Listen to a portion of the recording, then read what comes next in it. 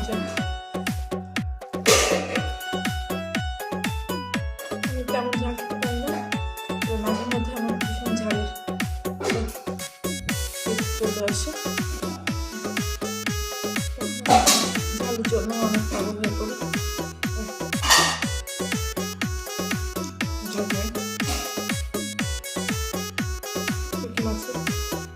ঝাল ভালো লাগে, চচ্চড়িতেও ঝাল ভালো লাগে, মাঝে মধ্যে কিছু কিছু মাংস আমার ঝাল ভালো লাগে।